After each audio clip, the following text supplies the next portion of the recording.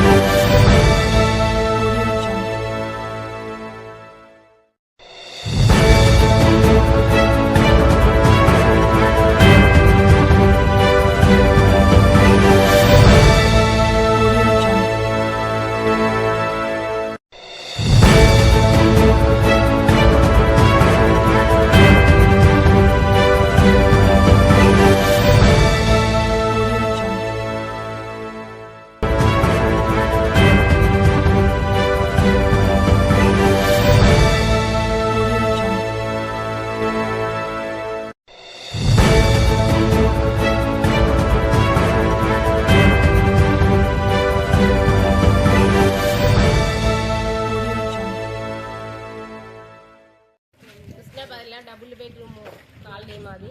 ఇక్కడ water problem, lights problem, అనేక రకమైన ప్రాబ్లమ్స్ బాగున్నాయండి. ఎవరు పట్టించుకునే వాళ్ళు లేరు అధికారులు.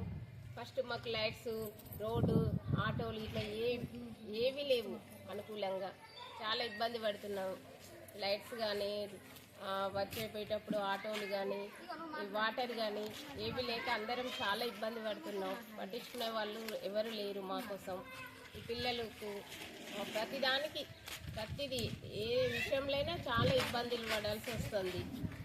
ఇక్కడ చేతగాని వాళ్ళు, ముసలి వాళ్ళు ఉన్నారు, పిల్లలు, మేము అన్ని పరిస్థితులు ఏ ఒక్కటి కూడా చక్కగా లేవు. అసలు చెప్పాలంటే ఏదో మాకు ఇల్లు లేవనే ఉద్దేశం కొద్దీ ఏది లేకున్నా కూడా అడ్జస్ట్మెంట్ అయి ఉంటున్నాం. అయినా కూడా పట్టించుకునే వాళ్ళే లేరు. మా పరిస్థితి ఎట్లా మరి?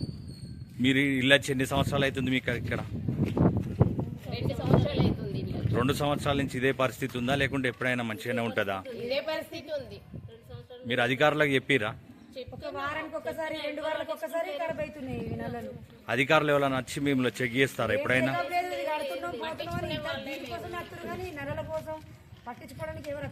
మీరు మున్సిపల్ కాడికి వెళ్ళిరా మీరు ఇదివరకు ఎప్పుడైనా? వరద వచ్చి అక్కడ వాటర్ ఆగినప్పుడు పోయినాం. పోతే వాటర్ కోసం బండి తీసుకొచ్చి దొబ్బిపించారు ఆపిచ్చారు, కానీ అక్కడ వాటర్ కూడా అక్కడనే అవుతున్నాయి. వాన వచ్చినప్పుడు అది కూడా ఇబ్బంది నడవడానికి. సింహ చీకటి గీనే ఓన్లీ ఇక్కడే 4 లైట్లు ఉన్నాయి, అక్కడైతే ఇబ్బంది. రేపు హాస్పిటల్ పోతారు, మంచిగా ఉంటుంది చెడు ఉంటుంది, వాటికి కూడా పట్టించుకోవడం లేదు. 2-3 సార్లు మొన్న కూడా కేడలింగమూర్తి వచ్చినప్పుడు కూడా మాట్లాడినాము. లింగమూర్తి మాట్లాడితే ఏమన్నాడు? ఏం పట్టించుకుంటాను అసలు, నేను మాట్లాడితే ఆయన ఊకే తిరుపతమ్మ నువ్వు ఇట్లా అని అన్నారు తప్ప ఇలా ఏం చేసినట్టు. ఈ వారానికి ఒక్కసారి ఖరాబ్ అవుతాయి ఇవి. ఏడు పోతాం, ఎట్లా పోతుంది? అంత అడివైనా జంగల్ లెక్కనైనా, ఏ జంగల్ పోయి ఎక్కడ మేము చేసేది? మేమంటే పోతాం అనుకో, ఇల్లు ఉన్న వాళ్ళు ఎట్లా పోతారు? మేము జంగాలం కొంచెం అలవాటే అనుకుంటాం, వీళ్ళకి ఎట్లా అలవాటు ఉంటుందో చెప్పు. ఇప్పటికే నీకు ఇప్పుడు పండగలు ఉండే, పండగ కరెక్ట్ పండగలప్పుడే ఖరాబ్ అవుతుండే, పెళ్ళిళ్ళప్పుడు మంచి అప్పుడే ఖరాబ్ అవుతాయి. వారం అంటూ ఉంటారంటే పిల్లలు స్కూల్ వెళ్ళేటోళ్ళు, మంచోళ్ళు చెడోళ్ళు ఇట్లా వ్యాపారం చేసుకుంటారు, మేము మబ్బుల్నే వెళ్తాం. మరి ఎట్లా కొన్ని నీళ్ళు లేకపోతే ఎట్లుంటుంది? మొత్తంగా వాటర్లో ఇయ్యాటికి 4 రోజులు అవుతుంది. ఎప్పుడో డ్రమ్లో పట్టి పెట్టుకునే అందులో పురుగులు అవ్వటి కూడా పడతాయి, అవి వాడుకుంటాను. ఇక బ్యాక్టీరియాలు వచ్చి చచ్చిపోవాల్సిందే. ఇక ఇట్లా ప్రస్తుతానికి ఇట్లా ఉంటాయి. గవర్నమెంట్ నుంచి మీరు ఏం కోరుకుంటారు? ఇప్పుడు ఏం కావాలనుకుంటారు? నల్లలు మేము దారినే వెళ్ళేటప్పుడు లైట్స్, ఇక్కడ కొన్ని ఇబ్బందులు ఉన్నాయి. ఆ ఇబ్బందుల్ని మీరు సహకరించి మాతోటి కొంచెం అవి చెయ్యాలి అంతే. అధికారులను కోరుకుంటారా? అధికారులను కోరుకుంటున్నాం. వాటర్ ప్రాబ్లం చాలా ఎక్కువ ఉంది, అది మెయిన్. ఆ కరెంట్లు నైట్ రాత్రి అనగా పగలు మొన్న మూలకడ పెద్ద పాము అడ్డమైంది, అది ఎవరికైనా గడిస్తే ఎట్లా? మెయిన్ పాయింట్ మాకు ఏ సహాయం చేయకుండా పర్లేదు, కానీ ఇక లైట్స్ టంబాలు ఈ వాటర్ మాత్రం మాకు సప్లై చేయండి, దయచేసి అర్థం చేసుకోండి. పూల మీద తాగుడాలు మొత్తం కొంచెం చాలా ఇబ్బందులు ఉన్నాయి. కాకుండా రోడ్ల పంట కూర్చుంటారు పోలీసులు. మాకు అట్లా కూడా నైట్ 12-1 వచ్చి ఒకసారి తిరిగిపోతే వాళ్ళకు కూడా భయం ఉంటుంది. పిల్లలు ఉంటారు, పరసోళ్ళు ఉంటారు, ముసలోళ్ళు ఉంటారు, ఎట్లా భయపడి పోతారు. రేపు వాటర్ లేకపోతే బయటికైనా టాయిలెట్కు కానీ దొడ్డికి కానీ పోవడం, అది ఎట్లా ఇబ్బంది కాదా? మంచిగా చేయడం ఎక్కడెక్కడ వచ్చి పోతారు, ఇక్కడ అడవి కాబట్టి వాళ్ళ పనుల కోసం వాళ్ళు వస్తారు. మరి మా పనులు వాళ్ళు చూసుకోవాలి. ఎటు కూడా మాకు గవర్నమెంట్ నుండి ఇట్లా ఇచ్చినా ఇట్లా చేసుకుంటే ఇంత కరెక్ట్ కాదు కదా. వాటర్ ప్రాబ్లం ఎక్కువ, లైట్ల ప్రాబ్లం ఎక్కువ, ఎంతవరకు కరెక్ట్? అంత అడిగినా ఎట్లా పడిపోతాం? చిన్నపిల్లలు పోరాదా, మేము పోరాదా? మేమంటే పోతామా? లేదు ఎట్లా పోతాం? ఒక్కరిద్దరా ఇన్ని కుటుంబాలు ఎట్లా పోతారు? కొంచెం సేపు వాటర్ ఎక్కువ లొల్లే, తక్కువ లొల్లే, ఏదైనా లొల్లేనా? ఇప్పుడు ఇన్ని రోజుల కంటే గొడవ మాకు గొడవలు అవుతాయి, వాటర్ ఒక్క చుక్కలేదు. ఇప్పుడు అత్తగానే మాకు సంబంధం